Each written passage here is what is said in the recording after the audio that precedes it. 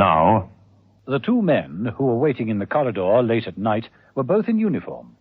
Roy Casper, fresh-faced and rugged, about 30 years of age, is an army lieutenant. Dan Fletcher, sitting alongside him, a young naval officer. You next? That's right. Well, how do you think you're going to stand up to it? Well, I'm pretty confident. I've passed everything so far. And you? I don't know. I reckon I'm all right. It was at that point that the door at the end of the passage opened. All right, take this one away. Through the door appeared two men carrying a third, who was clearly an RAF officer. He appeared to be in bad shape. The man in the white smock in the open doorway said, Next, please. Well, this is it. Wish me luck. I will, old man. Be seeing you. Roy Casper walked down the corridor, squared his shoulders, and entered the room. The door closed. Dan Fletcher looked at the door anxiously and strained his ears. What exactly went on behind that door? Episode 1 of this story, in which John Steed and Emma Peel are told of a serious security leak and realize that this will be a case of interrogation. The telephone was the old-fashioned type, fixed against a wooden panel. The mouthpiece jutted out into the corridor. The receiver, with its long, twisted cord, hung in the clasp alongside. John Steed walked over to it, removed the receiver, and dialed a number. There was no call sound. Instead, the whole panel began to swing round. Steed entered the opening and replaced the receiver. He was in a large gallery overlooking an office filled with files, desks, and telephones. It was Mother's new headquarters. Mother! Mother! Over here, Steed. The cocktail cabinet. Oh, a bit early for mixing martinis, isn't it? I grew impatient waiting for you. I knew the moment I started to slice the lemon you would appear. You will join me? No, of course. I always like to start the day well. No olives. A good one. For good health. I have an idea you'll need it. Thank you for the drink. Well, what's on your mind, Mother? Roy Casper, military intelligence. Casper. Linked man to some of our paid informers, isn't he? That's right. What about his habits? I think on the whole I'd say they were fairly clean. I did not ask you if he was house-trained. I mean his social habits, his hobbies, recreations, clubs he might belong to, places he's in the habit of frequenting, people he might see. Oh, dear. Oh, dear, is hardly a reply. Well, just putting two and two together, those sort of questions can mean only one thing. You're right. Casper is missing. Perhaps there's a little too much vermouth in this one. How long has he been missing? He hasn't reported in for the past 48 hours. Well, I presume someone has checked his apartment. Mrs. Peel is over there at the moment. Mother? Emma Peel. I'm at Jasper's apartment. I've been going over the place, and there doesn't seem to be anything wrong. Except? Well, there doesn't seem to be a clean shirt anywhere in the place. A clean shirt? What's that got to do with it? I didn't send you on a wild shirt chase. No, you misunderstand me. I can't find a toothbrush or a razor either. Huh? Oh, I see. Yes, quite. Yeah. Well, stay there. I'll send the forensics mob along right away. Right. Bye. Bye. Yeah. No sign of a shirt, razor, or toothbrush. Looks as though he packed and left of his own accord, then. Exactly my own deduction. But it still doesn't tell us where Casper is, does it? Casper was sitting in a chair, his wrists bound tightly to the metal arms. A white light blazed into his eyes. He'd been there all night. The man in the white smock, whose name is Blackie, stood over him. May I have your name, rank, and number again, please? Roy Casper, Lieutenant 22413791. Good, thank you. You're attached to military intelligence, aren't you, sir? Sir? I asked if you were attached to military intelligence. My name is Roy Casper, Lieutenant 22413791. I shan't ask you again. That will do, Sergeant Blackie. I'll take over from here. From out of the shadows stepped a handsome man of about 40. He wore a black polo-neck jersey, black slacks, and high leather boots. He carried a riding crop, which he tapped lightly against his right leg. Colonel Mannering was a saturnine figure. So, You're feeling brave, Casper.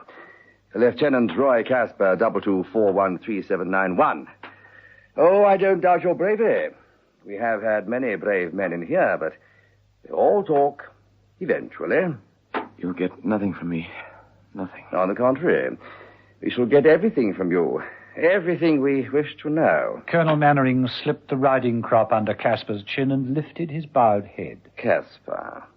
Lieutenant Roy Casper. Look at me. Look at me! Sleep. Please. Let me sleep. Sleep, of course. We'll let you sleep. A warm bed, soft pillows, eh? Soft. So soft. Soft pillows. Sleep. Sleep. But not yet. Lieutenant Roy Casper. 224. We know you run a string of informers, Casper, men who pay for scraps of information. The names of those men are known to only a select few. You will tell us the names of those men. You will tell me now. Lieutenant Understand? We know that one of these men is a keen archer. Now, we want his name, and what he looks like, and where he practices his archery. You will tell us. Now!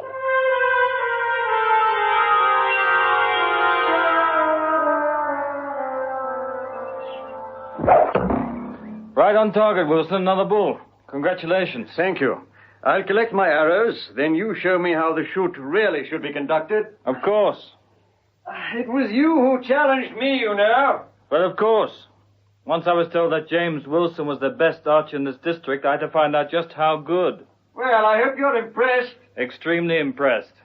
But it doesn't mean I can't win, of course. Of course not. I use a rather deadly arrow, actually. It flies like this. Ah!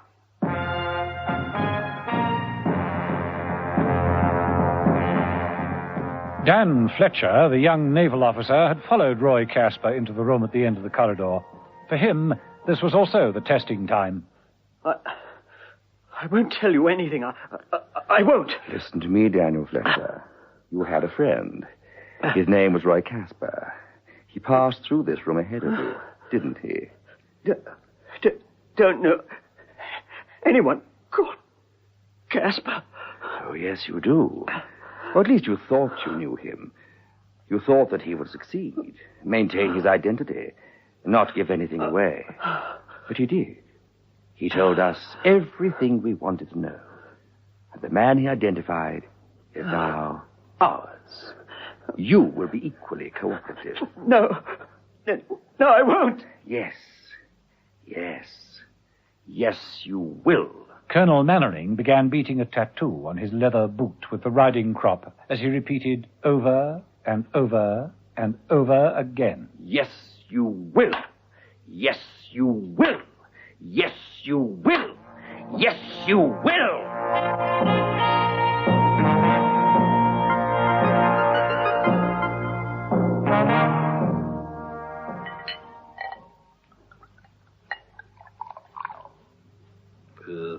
Just as I thought, this wine doesn't travel at all well. Unless we hear definite news soon, we'll both be in an advanced state of alcoholism. Nonetheless, Steed poured himself another glass of chilled wine. This is the trouble with being the kingpin, Steed. Too much waiting about for other people to mess things up. You mean you'd rather be out there messing it up yourself? Mother? Hello? Yes. What? When? Right. Keep me informed. Casper talked. What? He blabbed, squealed, spilt the beans, sold out. I can't believe it. Well, it's true. Either that or he's been made to talk. Well, I can't believe that either. Confound your belief, Steed. One of Casper's undercover informers has just been uncovered and killed. Wilson. Who else? Huh? What do you mean, who else? Well, who else could Casper have betrayed? He only had one other undercover agent. Who? That's most secret, utterly restricted information. Was. It isn't now if Casper's talking. Yes, you're right, of course. Well, come on, Mother. Tell me his name. It's Izzy Pound. Clever agent. Uses a fairground as his cover, Battersea Park. His name is Izzy Pound and his incredible marching sound, a one-man band. I've often thought I have a great deal in common with that man. In Battersea Park, that rather dreary winter morning, there was a rehearsal in progress. A placard read, Izzy Pound and his incredible marching sound. Now in rehearsal. No visitors. Keep out. Izzy Pound was trying out his instruments. They were strapped all over his person. Across the other side of the fairground, next to the rifle range, a man known as Sergeant Blackie paused and placed a rifle to his shoulder. Izzy Pound! Izzy, I want to talk to you! Stop! Steed's voice was drowned in the cacophony of sound. Stop! So, almost was the rifle shot. Izzy Pound stopped his tuning up and collapsed to the ground.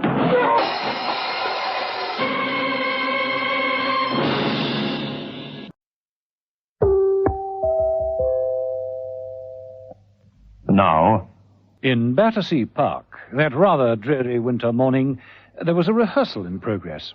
A placard read, Izzy Pound and his incredible marching sound. Izzy Pound was a one-man band.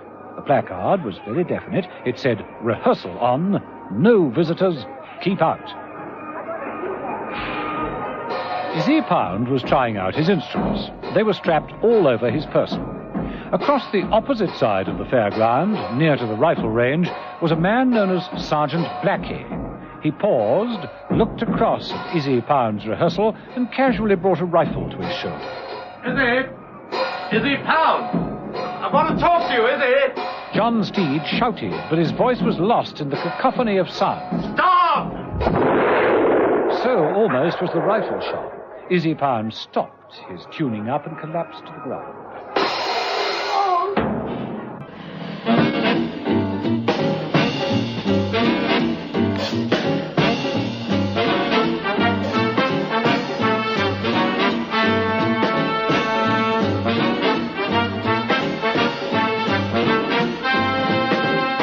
Episode 2 of this story, in which John Steed and Emma Peel try to help a very bewildered mother in A Case of Interrogation.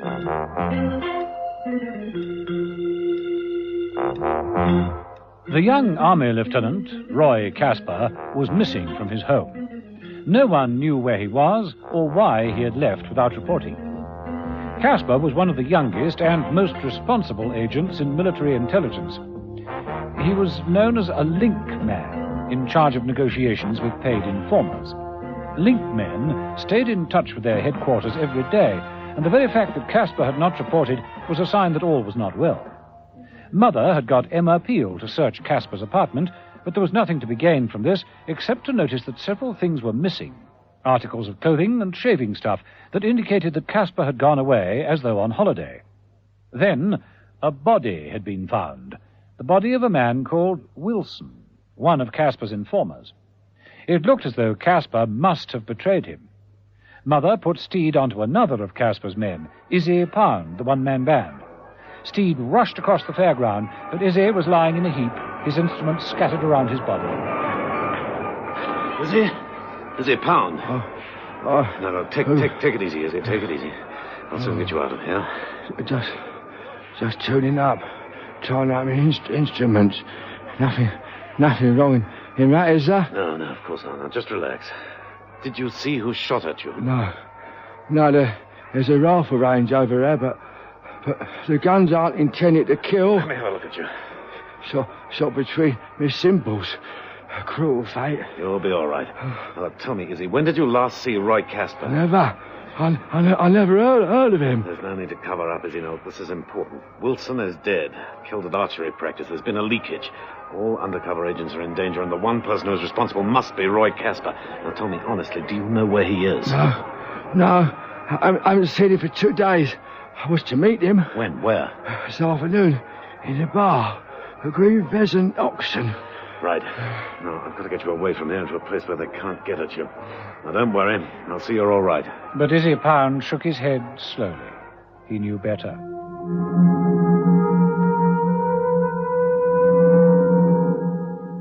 Mother was frustrated. He wheeled himself up and down in his new headquarters, picking up phones and barking into them. There had been no news for several hours, and Mother was never a patient man. Mother? Mother, Steed here. At last. What have you to report? Bad news. They got Izzy Pound. What? Oh, it's just too late. Pound and his incredible marching sound are no more. It looks to me as though they got at Casper, found out all they wanted to know, and finished him also. Right. Get over to Casper's apartment, pick up Mrs. Peel, and report back here. Right. It seems that everything leads to a dead end. Or a dead man.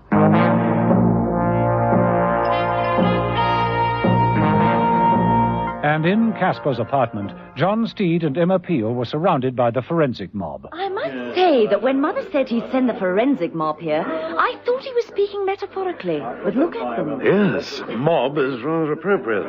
Well, what do they hope to achieve? I mean, so many of them. They're just getting in each other's way. I think that's all, men. Take the stuff back to the labs and let's have a full report in double quick time.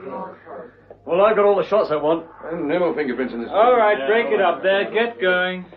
Okay, chaps, let's go.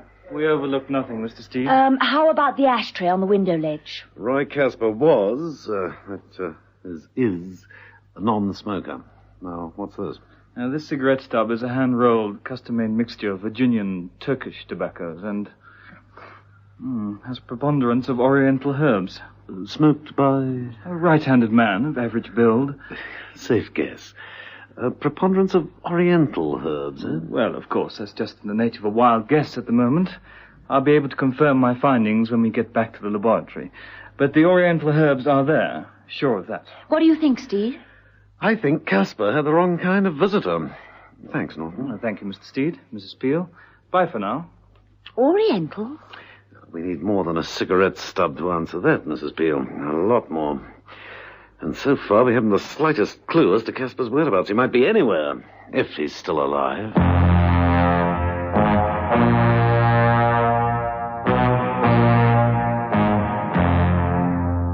I think we must presume that Casper is dead. Well, it is the most logical assumption. And yet... Yes, Mrs. Peel? Yet I've got a strange feeling he isn't. Well, at least we haven't found his body. Casper only had 2 pieces of information of any real value to the enemy. And both of those pieces are now dead. Precisely. So Casper has outlived his usefulness to them. Whoever them might be. Absolutely. Dangerous to deal in absolutes. What do you mean? Well, what happened to Casper? Was he grabbed or did he go voluntarily? What happened in that apartment of his? What happened to make him pack shirts, razor, toothbrush, and disappear? I mean, if he was grabbed, this wouldn't have happened. There was no signs of a struggle, so we must assume that he went of his own accord. And you are hoping he is going to come back of his own accord. I think that highly unlikely, Steed. The point is, where do we go from here? Well, Steed? Oh, that's easy. Let me take you to luncheon, Mrs. Peel, at the Green Pheasant in Oxon. Ready?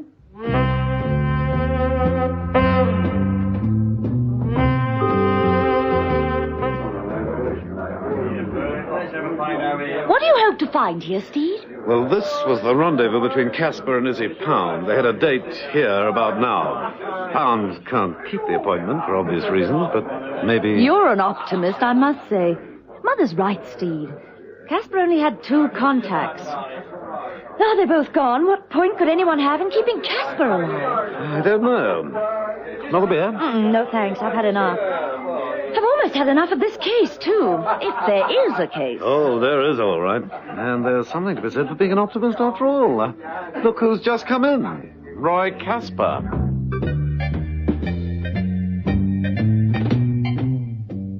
A rather bewildered Roy Casper was taken firmly by the shoulder and propelled outside before he could even order himself a drink. Steed and Mrs. Peel were in no mood for talk. Having got Casper back, they took him straight to Mother. All right, Casper, let's go through it again. I've told you everything a dozen times. Nevertheless, we'd like to hear it again. Now, you took a few days off? Yes. Without informing the department? No. I mean, yes. I mean, I didn't think. Oh, come, Casper. You've been out of training school 6 years now. You know the rules. I didn't think. To think is the first rule to learn. I wasn't on any special assignment. I took a few days off, took my car and toured around. Where? We want names and places, Casper. Where did you go? The South Coast. Where on the South Coast? Everywhere. Anyway, I stayed at pubs most of the time. Names and places. We want to help you, Casper. I toured around, that's all. Just toured. What about your head? Plaster on your forehead. Did you knock your head on a low beam in one of those pubs? Nasty. And nasty bruises you got on your neck, too. I fell down. Where? Names, places? I can't remember. You're confusing me. On the contrary, Casper, you are confusing us. Right. Let's go over it all again. Just a moment, Steed. Give him a few moments to collect his senses. And perhaps you'd care for a drink, eh, Casper? Buck you up a bit, eh? Thank you, Mother. Fancy interrogation techniques are all very well, but personally, I think there's nothing makes a man crack faster. Not a crashing hangover. Well, go ahead, Mother. Oh, Mrs. Peel, may I pour you a drink also? Thank you, Steed. Mrs. Peel, Casper trained with a chap named Minnow. Very close friends. Might be able to help us break him. Go and fetch him. Minnow? Charles Minnow. A sprat to catch a mackerel and a minnow to catch, well, who knows? Leave it to me.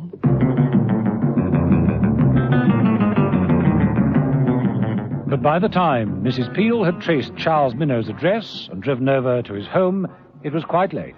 Too late, because as she rang the bell, Colonel Mannering looked at Minnow. Expecting someone, Minnow? No, Colonel Mannering. You wouldn't lie to us, would you, Minnow? I promise you I'm expecting no one. Then get rid of whoever it is. We'll leave by the back stairs. Get your things, a suitcase, change of clothes, shaving gear, toothbrush. Then let's get going, Minnow. Now!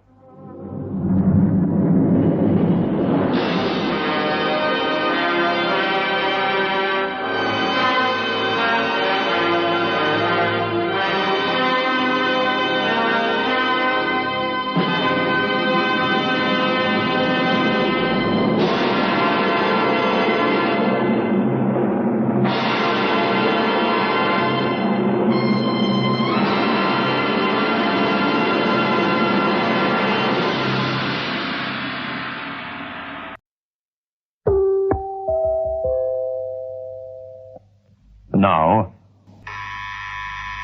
in the apartment of Charles Minnow, Colonel Mannering, dressed in his customary black, brought his riding crop down lightly on Minnow's shoulder. Expecting someone, Minnow? No, Colonel. I promise you I'm expecting no one. Better answer it. We're leaving. Now. Very well. Minnow moved swiftly to the intercom switch, connected to the front door. Yes, who is it? Charles Minnow, this is Emma Peel. I'd like to see you right away. So you just get out of the bath and haven't dressed. Oh, Mrs. Peel, I'm afraid you've caught me undressed. I've just got out of the bath. Can you give me a few minutes? I'll wait. Right. Be down as soon as I can. Come along, then, Minnow. Let's get moving. The back service stairs. Right. Oh, just a minute. What is it? I almost forgot something.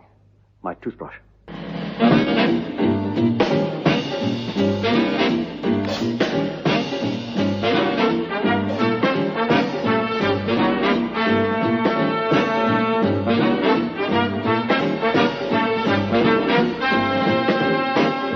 Episode 3 of this story, in which John Steed and Emma Peel rush about getting nowhere fast, and Mother has his own way of conducting a case of interrogation.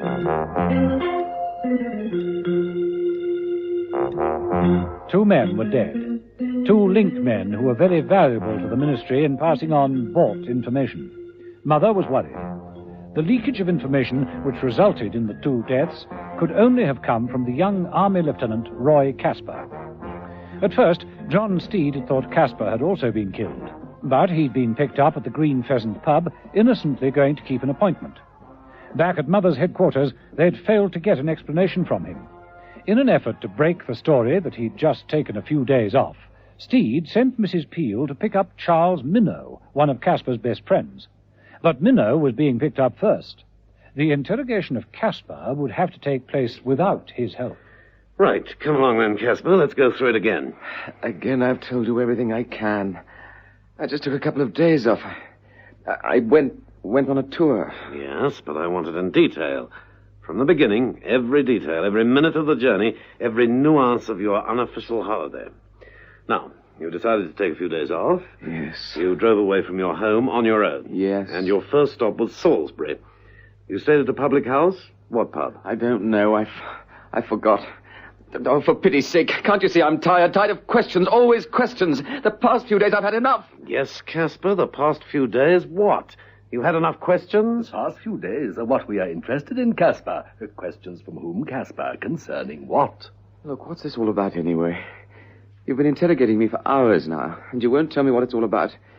Try to make me drunk, you won't let me go home. I've got a right to know what this means, haven't I? A right? Yes, I suppose you have. All right, Steed, show him. Silently, John Steed moved to the door, opened it, and wheeled in another bath chair similar to that in which Mother sat. The chair was covered with a white cloth. Steed took the edge. Does this answer your question? As he spoke, he whipped the cloth away. The body of Izzy Pound, with some of his musical instruments still attached to his clothing, fell to the floor. Izzy Pound? It's a trick. Take his wrist. Take it. Feel his flesh. That's dead flesh. But nobody knew about him. Nobody except... Me and you, Casper. Me and you. You can't think... You think I... Casper, you were missing for 3 days. Now, where were you? I can't tell you. Can't? Someone's got some sort of hold over you, is that it? They're holding a friend or a relative hostage. No, nothing like that. I can't tell you. Not yet. Give me time to think, please.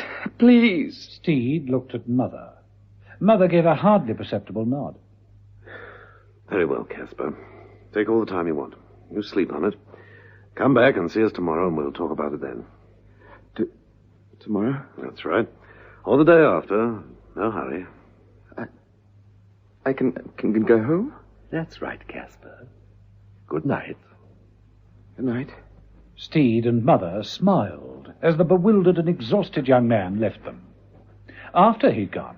It's the best way. Oh, definitely. I might have remained here all night waiting for him to crack. As you say, he's been got at by someone. He turned up at the Green Pheasant to meet Pound, and he was genuinely shocked at seeing the body. Give him a few minutes' start. I'd say about now. Yes, I'll get after him. He's frightened, all right, and he'll lead us straight to them.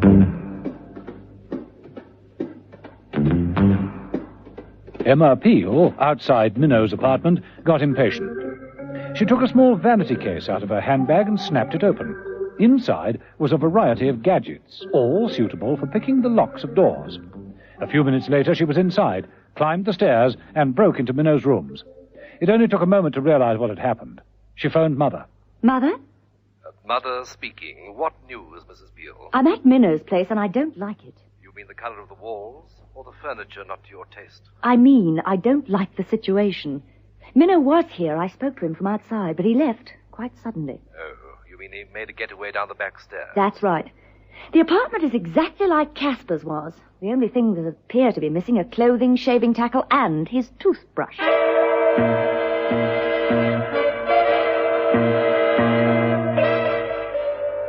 John Steed had parked his car outside Casper's block of flats. He looked up at the lighted windows and waited. The next flight to go would almost surely be Casper's. But Roy Casper avoided the main rooms and went straight to the kitchen at the back of his apartment. There, he bent down near the sink and picked up a wicker basket. He placed it on the kitchen table and opened it. There. Come along, my pretty one. Come along. He held the pigeon very tenderly and moved quickly to the kitchen window, throwing it open. Casper leaned out of the window and released the pigeon. Its wings flapped loudly. It took to the air above the chimney tops and vanished into the night.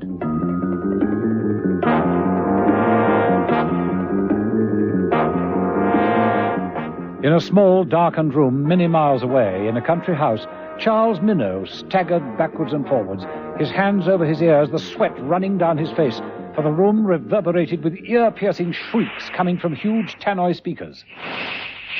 Stop it! Stop it! Stop it! The door opened, and Colonel Mannering came in. Which is worse, we know? Sound? Or not knowing when the sound will begin again. Please, please. You now become your own torturer. When your brain keeps asking, when will it start again? You steel yourself against the moment, tense every nerve, but the sound doesn't come. And then, suddenly... No! It's the psychological approach. Sergeant Blackie and others do not entirely approve. They place more faith in the older, more physical methods. And I can't condemn them out of hand now, can I? Not without allowing the sergeant to prove his point first. Excuse me, sir. Ah, Blackie. We were just discussing you and your methods. May I have a word with you? Private, please, Colonel. Oh, very well. Take a breather, you know, and a good think. Remember, unless you tell us everything we want to know, this is only the beginning. I shall be back very shortly.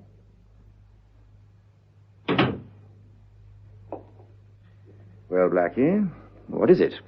I think you ought to see this, sir. Blackie opened his enormous hands. There was the pigeon. When did it arrive? A few minutes ago, sir. It's Casper's pigeon, isn't it? Roy Casper? That's right.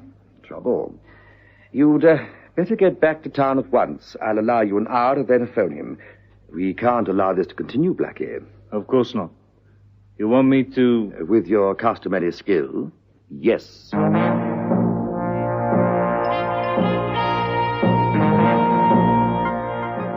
And so the evening passed. Steed keeping a careful watch upon Casper's apartment and reporting occasionally to Mother. All quiet on the Casper front at the moment, Mother. Good. Don't want to keep you up all night, Steed. But sometime that boy is going to get in touch with them. I know. How about Minnow? Did Mrs. Peel manage to get him? We've run into a small problem there, too. Problem? Mrs. Peel will deal with it. Don't worry. Stick with Casper. Right. Good night, Mother. Good night. Impossible.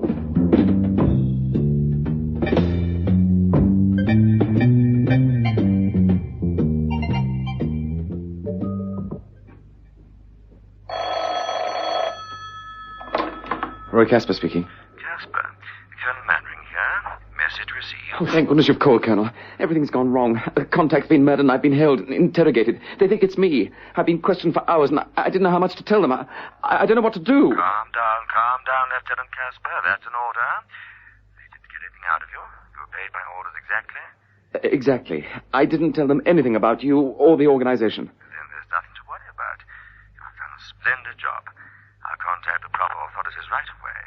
I'll clear you absolutely. There'll be no more questions. Now listen. But while Colonel Mannering was reassuring Casper, a figure was creeping silently up the fire escape outside. It was Sergeant Blackie, and in his right hand he held a revolver. Mother was right. The night wasn't going to be a good one.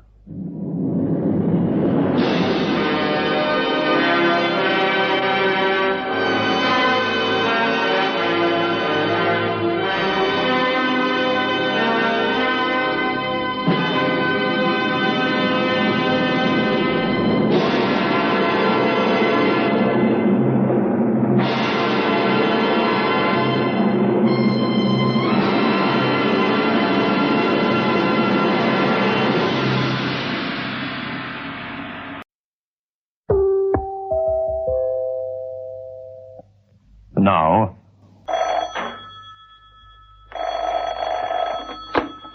Roy Casper? Colonel Mannering here. Oh, thank goodness you've called, Colonel. Everything's gone wrong. Contacts have been murdered and I've been held. They think it's me. I've been questioned for hours and I didn't know how much to tell them. They didn't get anything out of you. You obeyed orders exactly. Yes, sir. I didn't tell them anything. Nothing about you or the organization. Then there's nothing to worry about. You've done a splendid job, Casper. I'll contact the proper authorities right away. I'll clear you absolutely. There'll be no more questions. Now listen. But while Colonel Mannering was reassuring Casper, a figure was creeping silently up the fire escape outside. It was Sergeant Blackie, and in his right hand he held a revolver.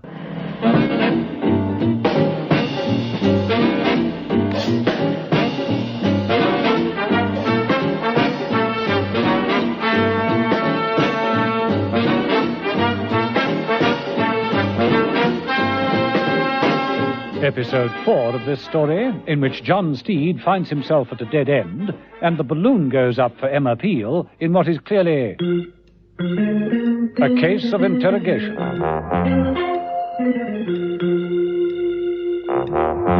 Mother and John Steed had been unable to get the truth from Roy Casper. They knew that secret information must have leaked out through him. Someone had, somehow, managed to persuade him to talk, to give away the names of his 2 contact men. The contact men had both died, and Casper had been given to understand that he was under suspicion of murder. Going back to his flat, Casper had sent an emergency message in the shape of a homing pigeon to Colonel Mannering. Mannering, aware that this was big trouble for his organization, had made his own plans, which was why he was taking so long over the phone call. There's nothing to worry about, my boy. You just leave it all to me. Yes, sir. But there is still so much I don't understand. There's no need for you to understand. You do as you're told. Yes, sir. Yes, of course, sir. Yes. Remain quietly in your own apartment. Yes, but they suspect I'm guilty. I've told you I will clear you. But Izzy Pound is dead. What about that murder, sir? I was the only one who knew him. I have told you there is nothing to worry about. But there was, for the man outside on the fire escape had succeeded in opening the window and slipping inside. Roy Casper was so intent on his phone conversation that he didn't hear the door open slowly. Blackie raised the revolver. On the other end of the line, the colonel heard the shot and the crash as Casper, dead before he reached the floor, fell heavily across the telephone, taking it with him. Colonel Mannering smiled. Splendid. Splendid, Blackie. The colonel replaced his own receiver with a smile of satisfaction. Downstairs in the street, John Steed's keen ears caught the sound of the shot. He left his car and raced into the building, tearing up to Casper's apartment. He burst in through the door. Casper! Casper! Oh, no. Oh, yes. The body lay sprawled amongst the upturned table and telephone. A vase of flowers spilt water mixing with the blood on the carpet. And next to Casper's right hand was an ugly, black-snouted revolver. It looked as though Roy Casper, riddled with guilt by his own actions, had taken the easy way out.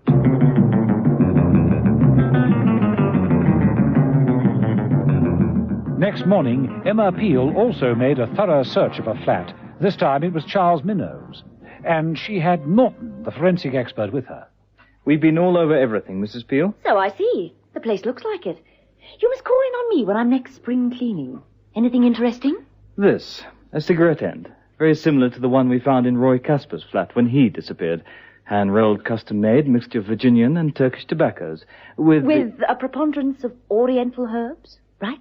Right. Excuse me. Mrs. Peel made for the phone. In his headquarters, Mother put down a dry sherry he was sipping and answered the call. Mother? We found something at Minnow's. A cigarette stub. Exactly the same brand as that found in Roy Casper's place. It's hand-rolled, custom-made mixture of Virginia and Turkish tobaccos, with a preponderance of Oriental herbs. What do you think? I think it's revolting. Quite spoilt my sherry. It proves there's a link. It proves there's a kink, too. You better watch your step, Mrs. Peel. Any man who'd smoke such a nauseating mixture must be evil incarnate. But don't you see? It's the same pattern as before. Whoever grabbed Casper has now grabbed Minnow. We don't know for certain that Casper was grabbed. Just the same. Just the same, we must assume the worst. You're quite right, yes. You mean Minnow will talk? If it's the same pattern, then of course he will talk. And that means betraying his contacts. Minnow's number one contact is a fellow called Fillington. He's a professional footballer. You better get to him and tip him off. This is one game in which he really will have to keep his eye on the ball.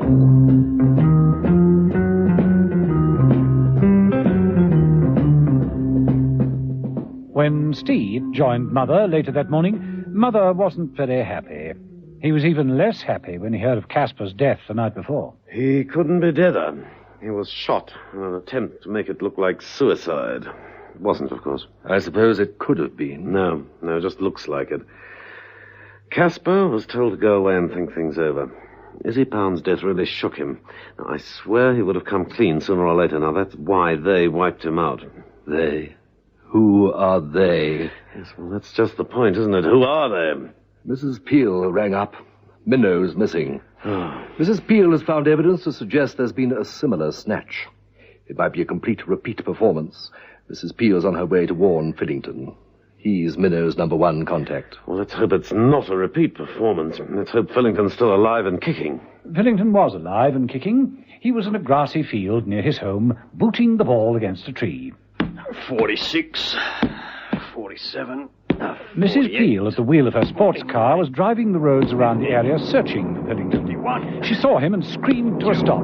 Fillington missed the tree. The football rolled towards a small clump of bushes. Fillington made after it, just as Mrs. Peel drew up.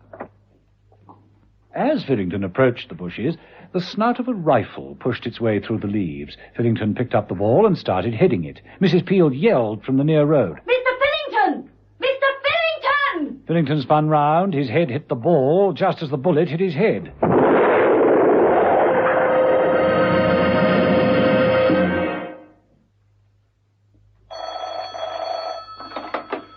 Mother? Mother? Mrs. Peel, too late.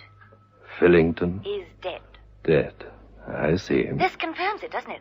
Minnow has talked. Looks like it. It's all systems go from now on. I'm ready. Just give me the name of Minnow's second contact. It's a street vendor.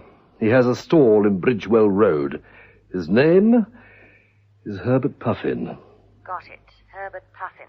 Street vendor, Bridgewell Road. So that's Minnow's second contact. Colonel Mannering was working on much the same lines. Your second contact. The name of your second contact, Minnow? Now, come on, man. The name of your second contact. Give it to me. Give me his name. No! I say, escape attempts are allowed here, aren't they? Certainly. Good. I wouldn't want to break the rules, you know. I say, you've hurt your hand. It's nothing. Well, just the same, I'd put something on if I were you, sir. That was an awfully good punch, if you'll allow me to say so. I should think you've done a fair amount of boxing in the ring. Well, I did box my battalion. Really? Then you know old Gnosher, right? We were in the same team together. Yeah, splendid man, Gnosher. First class. Salt of the earth, but... Enough of this! The name of your second contact. Tell me now. His name, Minnow. His name!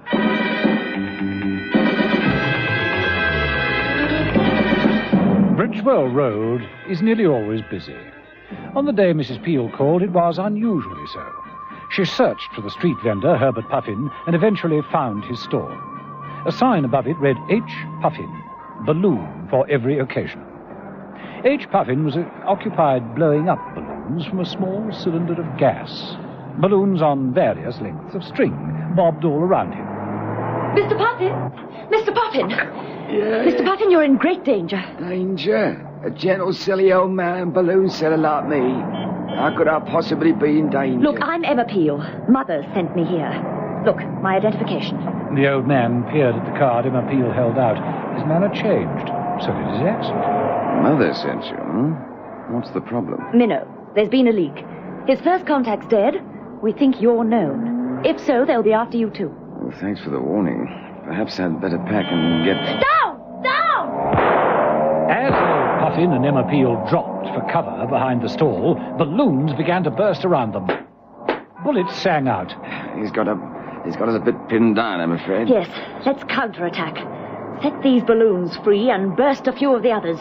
Blackie, the assassin, moved to the back of the stall. People in the street laughed as the balloons exploded. Mrs. Peel was waiting for Blackie. She jumped him. Ah! Oh! The gun dropped to the pavement. Old Puffin grabbed it. Mrs. Peel was thrown. Ah! Blackie staggered back, picked up the sharp scissors Puffin had been using to cut his string, and plunged forward, using them as a dagger. He drew his arm back, ready to stab, when... Puffin stood amongst the wreckage of his stall, the revolver in his hand. Funny. I'm so old, and yet that's the first man I've ever killed.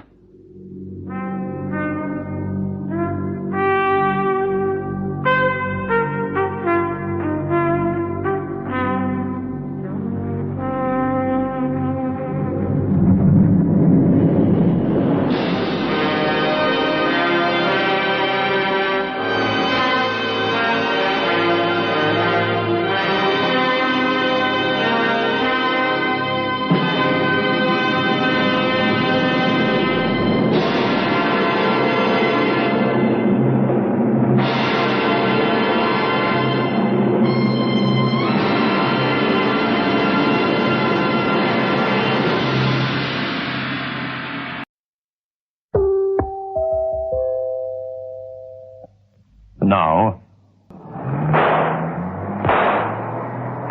us a bit pinned down, I'm afraid, Mrs. Peel. Yes, Mr. Puffin, but let's counterattack. Set these balloons you were selling free and burst a few others. As the balloons floated up from the old street vendor's stall, Blackie, the assassin, worked his way to the back of the stall. The people in the street laughed at the balloons bursting. Mrs. Peel didn't laugh. She waited for Blackie and jumped him. The gun dropped to the pavement. Old Puffin grabbed it. Mrs. Peel was thrown. Blackie staggered back, picked up the sharp scissors Puffin had been using to cut the string of his balloons, and plunged forward to stab Mrs. Peel when... Puffin stood amongst the wreckage of his stall, the revolver in his hand. Funny. I'm so old, and yet... That's the first time I've ever killed.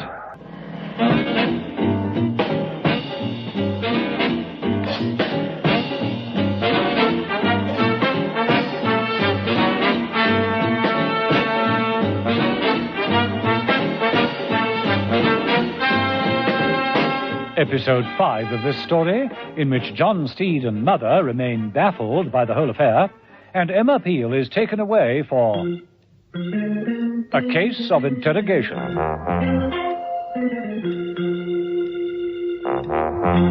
Two young agents, Casper and Minnow, had disappeared mysteriously, and subsequently their contact men had been killed.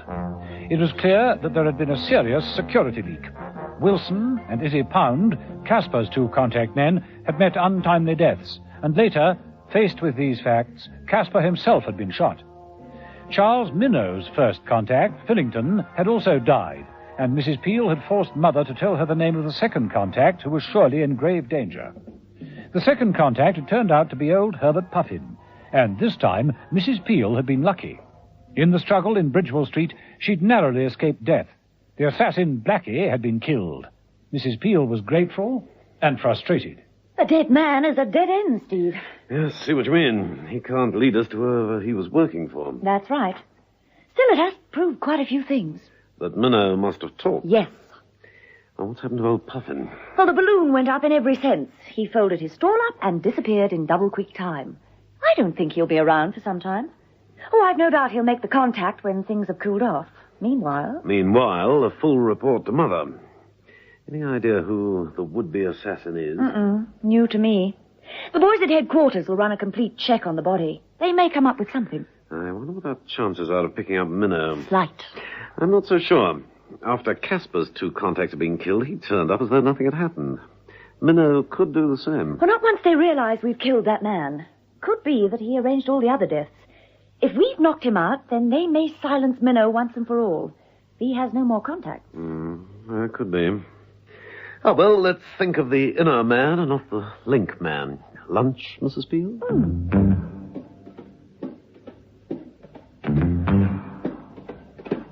That afternoon, in Mother's headquarters, Steed and Mother sat over coffee, staring at the forensic reports and photographs.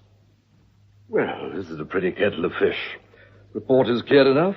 Accurate description of the man, fingerprints, photographs. We don't know him. No one does. No police record, nothing. Even I don't know him, and I pride myself on knowing everyone.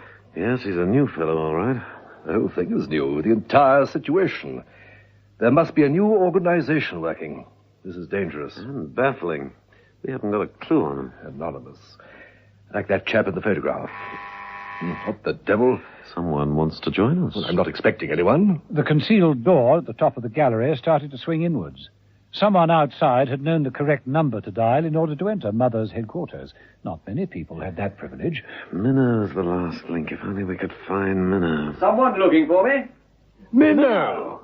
Well, I was just on my way home, but I thought I'd better pop in just in case something urgent had cropped up. I don't believe it. Well, then, what's been happening in the jolly old world of intrigue, eh? Mother looked at Steed. Steed looked at Mother. And they both looked towards the liquor cabinet. Have a drink, Minnow. Jolly decent of your mother. A large one, Mother. A very large one, Steed.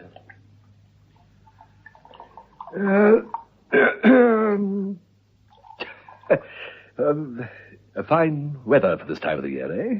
Well, a little cold, sir. Your drinks. Thank you, Steed. And I give you a toast. To absent friends. Will you drink to that, Minnow? Yes, sir, of course. Cheers. Absent friends like this man.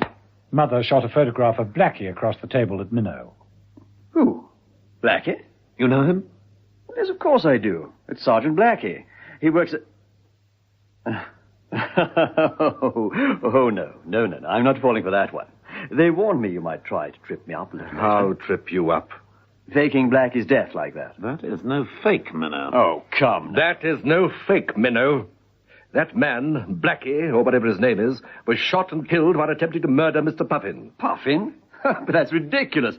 How could anyone possibly know about Puffin? That is what we want you to tell us. Is he really dead? Really? We could run you down to the morgue to see for yourself, but that'd be a waste of time. And we don't have time to waste, Minnow. No time at all. Now talk. Well, I don't know. Well, I ought to contact Mannering first. Mannering? Colonel Mannering. Who's he? Oh, now come on, Mother. Surely you must know. I do not know a Colonel Mannering. You will please explain what you're talking about. If you don't mind, I think I'd like to sit down. You'd better. Sit down and start from the very beginning, Minnow. We want to know everything.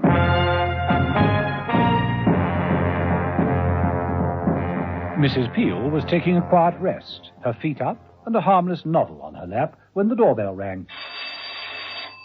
Oh, coming! Yes?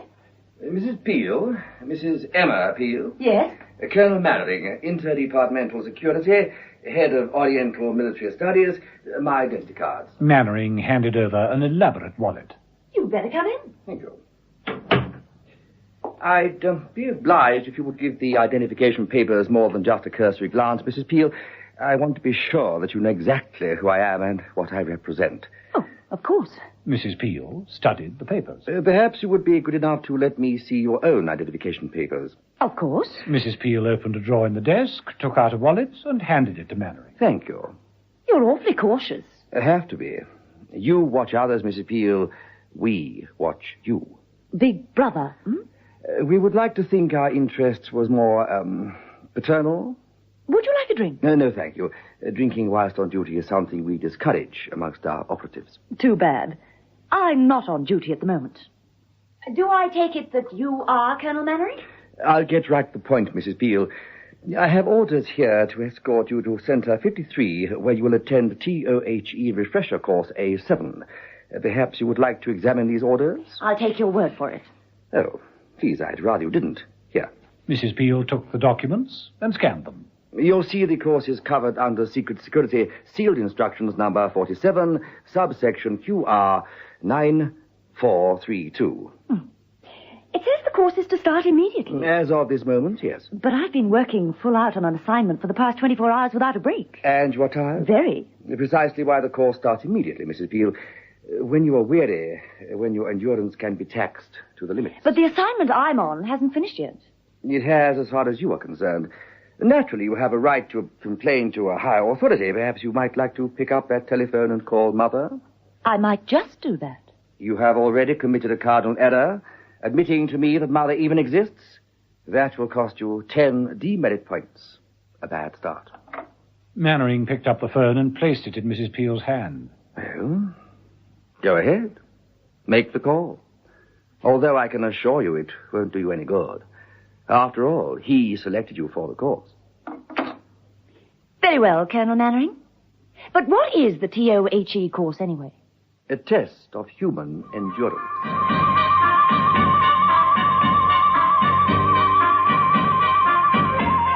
In Mother's headquarters, Minnow had been answering questions yet again.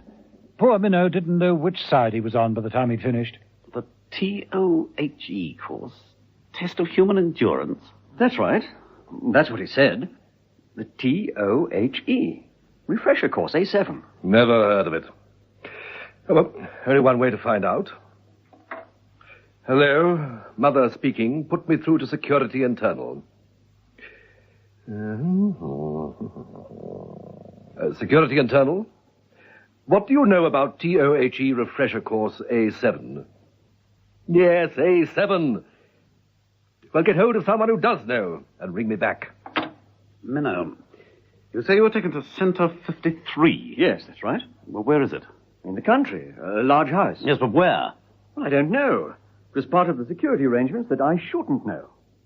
I was taken there in a closed van. A small, black, closed van. A small, black, closed van was moving away from the pavement outside Mrs. Peel's apartment. In the front seat, next to the driver, smiling grimly, was Colonel Mannering. Inside, clutching a small suitcase, was Mrs. Peel. You're still lagging way behind, Steed.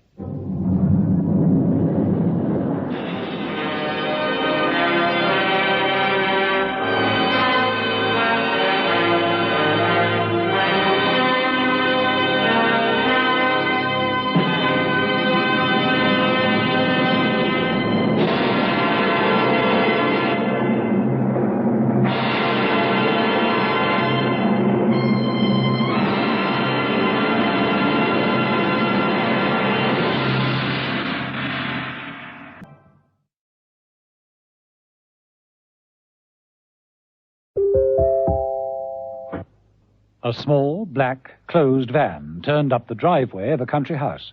It stopped at the front door. The back doors of the van were opened, and Mrs. Peel got out, blinking at the light.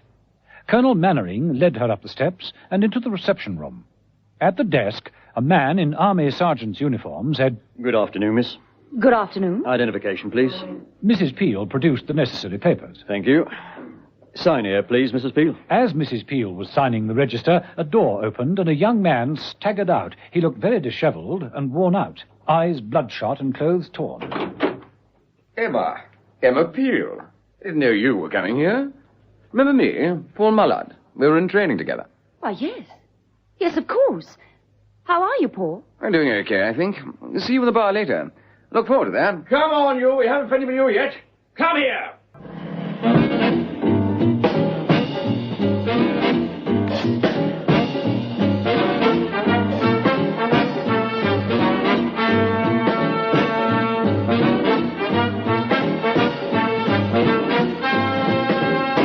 Episode 6 of this story, in which John Steed gets on the beam at last, and Emma Peel has her first experience in a case of interrogation.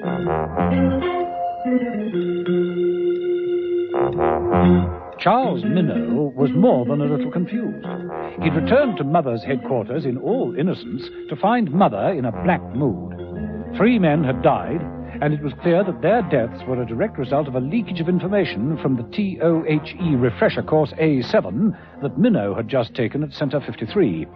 But Minnow couldn't tell Mother and John Steed where Center 53 was. He'd been taken there in a small, black, closed van and subjected to the toughening up treatment in strict secrecy. And now, without anyone else being aware of it, Mrs. Peel was about to undergo a similar experience. This is the key to your room, Mrs. Peel. I'll trust you enjoy your stay. Thank you. I think perhaps enjoy is the wrong word. Isn't it, Colonel Mannering? We can at least start off pleasantly, Mrs. Peel. Let's have a drink in the bar, shall we? Mannering placed a hand under Mrs. Peel's elbow and guided her towards a door. Inside, the bar was filled with officers of all ranks. I think you will enjoy it in here. Once you're settled in, we've got a jolly fine bunch here, fine spirited comradeship, and we try to make everyone stay as comfortable as possible. They appear jolly enough. Plenty of recreations, too. Sports, that kind of thing. I'm particularly concerned about the men's well-being. Afternoon, Johnson. Afternoon, sir. Johnson, an RAF man, grinned with a split lip and adjusted a piece of sticking plaster that covered a bruise on his forehead. Gentlemen, may I introduce Mrs. Emma Peel? This bar is sacrosanct. It's the only place in the whole building where you can relax, where you can switch off. But let me remind you, the course has begun. You may be taken from here and interrogated at any time. Any time at all.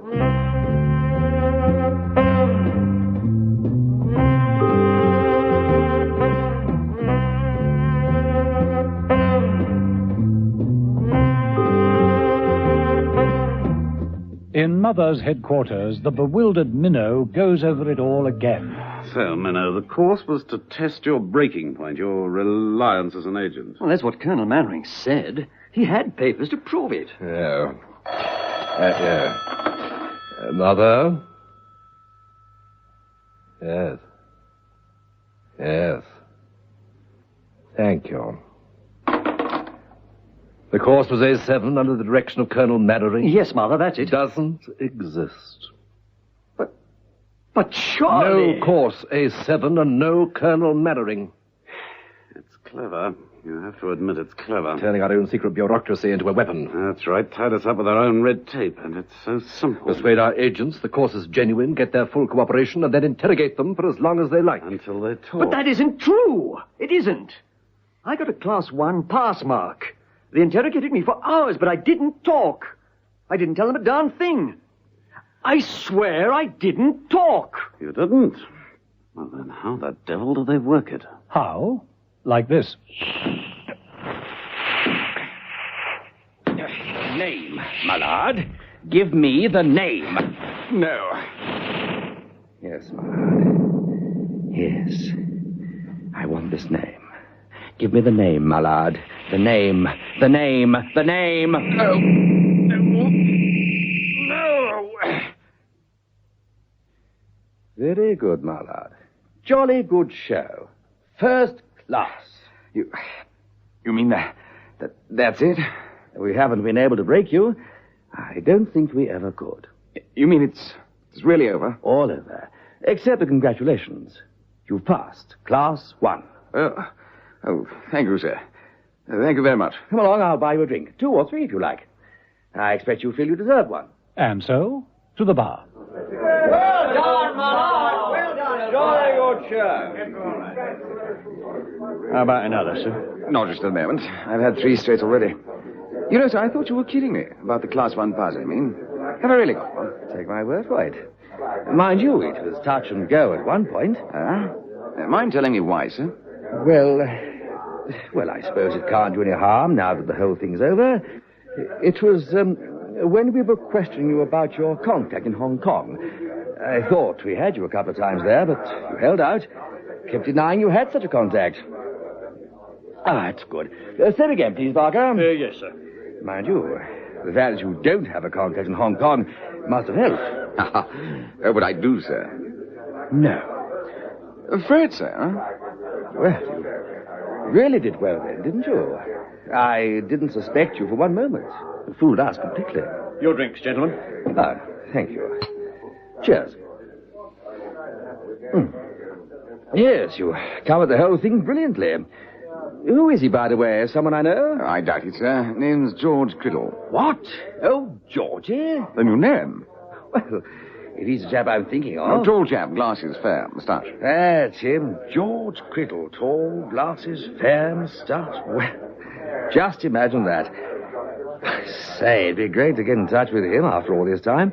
Where can I reach him? Well, I usually contact him at the Fu Young Bar. George Criddle, the Fu Young Bar, Hong Kong.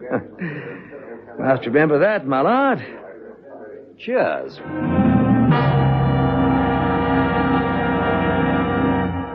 Back at Mother's, Minnow is still thinking it out. I can't see how they could have worked it, Mother. Hypnosis, perhaps. No. I'd know. I'm sure I'd know. You were drugged. They got you under drugs? They didn't. They must have tricked the information out of you in some way. But that's impossible. Look, from the moment I went into that place, I was on guard. The whole time they were at me, I was watching every point. I didn't relax for one moment. I never told any. Yes? Oh. The bar. The bar. In the bar after it was all over. That's how it must have happened. In the bar, the one place where we were allowed to relax, to lower defenses, swap confidences. Oh, I'm sorry, Mother. Sorrow is a negative after-the-event emotion, Minnow. What we want now is positive thought. Attack. What do you suggest, Mother?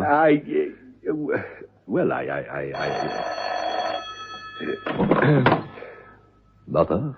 Knowlton here, Mother. Forensics. Yes, Norton, what is it? I'm at Spiel's apartment. I called to give her my findings on the Casper and Minnow cases, sir. Which are? Negative, sir. Only forensics will make a special trip to tell you that they haven't found anything. Get to the point, Norton. Or better still, let me speak to Mrs. Peel. That's the whole point, sir. She isn't here. What? And I found another of those cigarette stubs. The one with the gold filter. They have Turkish and... Yes. We don't want to hear about that filthy concoction. I can guess the rest. Some clothes are missing. That's right, sir. And don't tell me. And her toothbrush. That's all we need.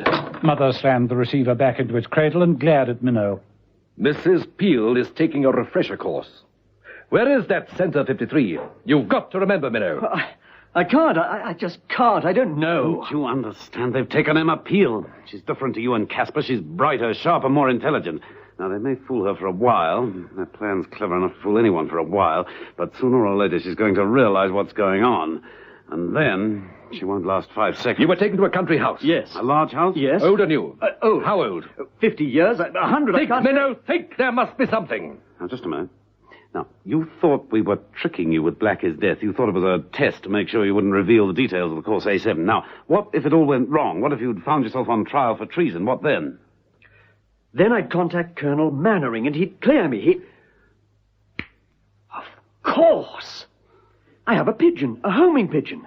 Well, I can release it. It goes straight to Center 53. Oh, come on, get that pigeon and we may get Mrs. Peel and Colonel Mannering.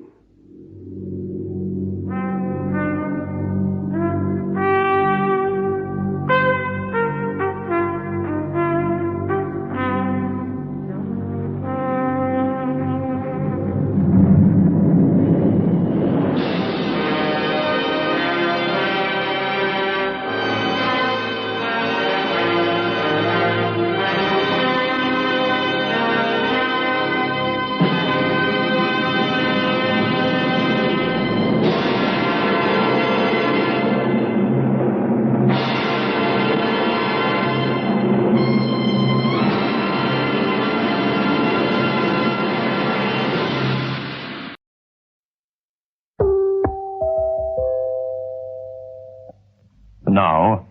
Think, Minnow, think. There must be something. Now, just a minute, Mother. You thought we were tricking you with Black as Death, didn't you, Minnow? That was the brief. Mannering said that the course didn't really finish when we left the center, that there'd be other tests. Unexpected tests, to make sure that you wouldn't reveal any details of course A7. But what if it all went wrong? What if you found yourself on trial for treason? Well, then I'd contact Colonel Mannering and he'd clear me. Make sure that The pigeon.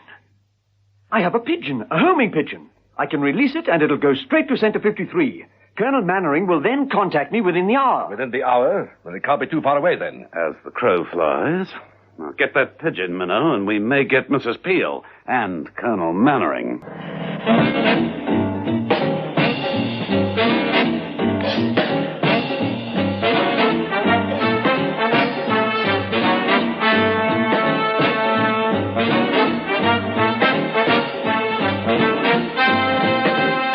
Episode 7, the final episode of this story, in which John Steed drops in on Center 53, where he and Mrs. Peel call Colonel Mannering's bluff regarding a case of interrogation.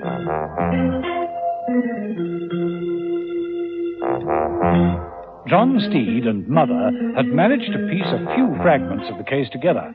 They now knew that there was an organization which was using their own red tape to gain information from various military secret agents.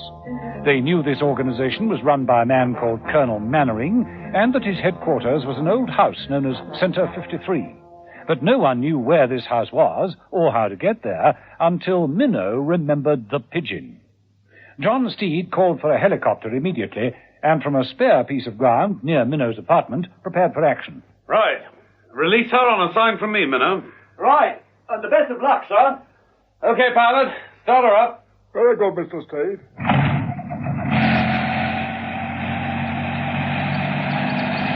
Ready?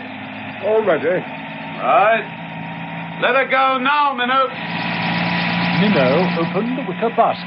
The pigeon fluttered out, stretched its wings, and took to the sky. Right. Follow that pigeon.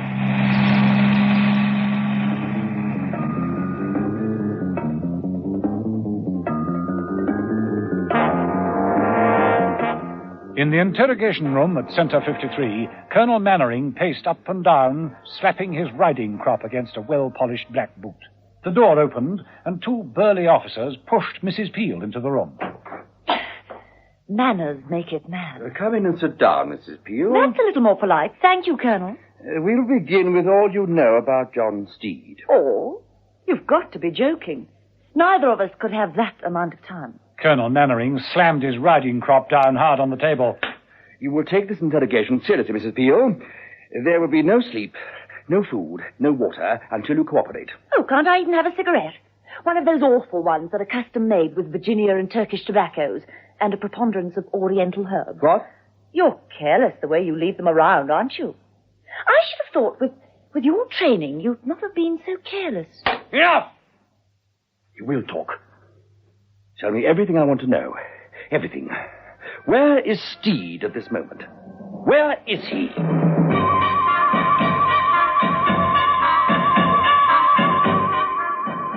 John Steed was hanging on like grim death as the helicopter skidded about in the skies above Centre 53. They'd lost sight of Minnow's pigeon. Oh, can't see it anywhere now, sir. I'd better go down. She must have gone to roost down there. Let's see what lies below, shall we? Right. The helicopter descended rapidly, Steed peering through a pair of binoculars. The pigeon had gone to roost, all right. It fluttered in and settled on the reception desk. Sergeant Rasker picked it up. I say, Rasker, someone in trouble? Yeah, looks like it, Mr. Mullard. Let's see. Yes, this is Minnow's pigeon, isn't it? The Colonel will have to be informed at once. The Colonel was still busy with Mrs. Peel. She was undergoing that wretched sound treatment. The truth, Mrs. Peel, the truth about John Steed. He doesn't know himself. How should I know? I'm not my partner's keeper. I thought I've always told you never to interrupt an interrogation, Rasker. Sorry, sir, but this just arrived. It's Minnow's. I see. Right. One of you men take over here. Right, Colonel. Mannering left the room and marched angrily along the corridor. Well, it's Minnow's pigeon, all right, Colonel. That I can see for myself. And there's been a helicopter following it. What? Just reported landing in the grounds. Steed. It must be John Steed. They're onto us. Get 2 men and cover the rear entrance of the bar. That's all very well, sir. But it's a big house. There are at least a dozen other ways in. And there'll be an armed man on every one. Open the armory, all the guns you can find. I'll summon our trainees. Sound the emergency alarms. This must be a general call. All right, sir. Right, sir. A few moments after that, bells rang throughout the centre, followed by the sounds of running feet as the men rushed to the main hall for instructions. What's going on? I say. Well, gentlemen, are we all here? Where's Charlie? Oh, yes, he's good. Now, this is the nature of a surprise test. We have arranged for an intruder to break into the centre. Your task will be to deploy and find him. You will each be armed with a pistol. Pistols will be loaded with blanks, of course. Rasker, hand out the pistols. Yes, sir. When you find the intruder, you will shoot to kill. And there will be 10 merit points for the lucky man. Are there any questions? Yes, sir. Who's playing the intruder? A good friend of ours. He has just arrived by helicopter. You can't fail to recognize him. Bowler hat, impeccably dressed, carries an umbrella. Some of you may even know him. Steed. John Steed. Off you go then, chaps. And don't forget 10 points for the lucky man who kills him.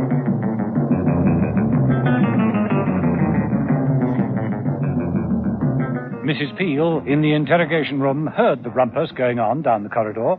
She said to the officer guarding her, Shouldn't we go and join in? My orders were to see that you were remained here, alone. But those were alarm bells. This is an emergency. I really think we shouldn't be excluded. Let's go. Stay where you are. That's an order.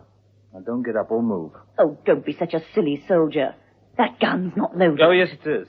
And I have no hesitation in firing it. Are you really serious? Of course. But this is a training center. This isn't for real, Just you know? stay where you are, or you'll find out. In that case, I think I shall have to accept your challenge. Mrs. Peel, who had been sitting calmly on a wooden chair, rose to her feet and, grasping the chair back, flung it at him. When the revolver went off, Mrs. Peel moved in quickly. The fight didn't last long. Mrs. Peel got a good hold and threw the guard across the room. Mrs. Peel opened the door and stole quietly up the passage, just as John Steed opened one of the windows at the back of the house. There was a guard in the room. Stay where you are! Don't move! Come out from behind the curtain. The guard advanced and bent down to see what had slumped to the floor. He drew the curtains apart. John Steed said, Good afternoon. And hit him with the steel rim of his bowler. Then chaos began to reign. Mrs. Peel, coming up the passage, ran straight into Rasker. Here, Mrs. Peel, what are you doing? Sorry, got a thing against firearms today. Mrs. Peel did a splendid high kick and knocked Rasker's gun down the passage. A few moments later, Rasker followed it. John Steed, coming up the passage, stepped neatly over Rasker's body and picked up his gun just as Mullard and a crowd of other men raced up. Hands up, Steed! Steed obliged. I say, but we're supposed to kill him, aren't we? I saw him first. No, I did. Now, just a minute. Hold on. It's mine. It's 10 points for the kill, isn't it? Well, then, there are 5 of us here. Why don't we all shoot at once and claim 2 points each? I say, that's a good idea. Right. All right, I think so. 1, 2, 3... No! Mrs. Peel dashed forward, did a great leaping roll over the group of officers and landed in front of Steed. No! I say. Those guns are loaded with real bullets. Oh, come now, Emma. You just want the 10 points for yourself. Look, we've all been duped. This whole course is a fake. She's right, you know. Jolly good, Steve. Excellent. Testing their gullibility, Trick 'em. See how they react to the persuasive tongue of the enemy, Mannering is the enemy. I'm telling the truth. Is she? Don't forget there are 10 merit points at stake, gentlemen. Those guns are loaded with live ammunition. Please believe me. Very convincing, but not quite convincing enough. Eh, gentlemen? Might I make a suggestion? There's a simple way to see who's bluffing. You, Mullard, isn't it? Point your gun at Colonel Mannering and pull the trigger. I'll count to 3. 1, 2... All right. Why not? No. Don't shoot. Don't shoot. Mannering dived for the floor as the bullet crashed into a light. Steed stepped forward and hit Mannering hard on the back of the neck with his umbrella. Gentlemen, shall we adjourn to the bar? I need a drink. Don't you, Mrs. Peel?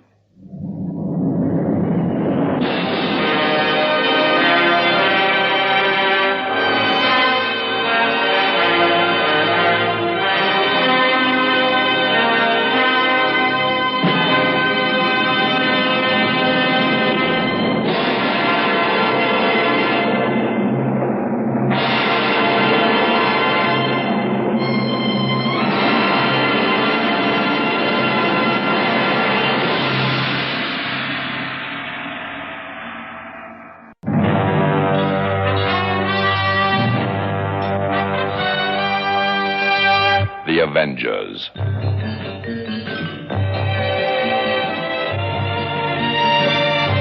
Listen every evening, Monday to Friday, to John Steed and Emma Peel, The Avengers.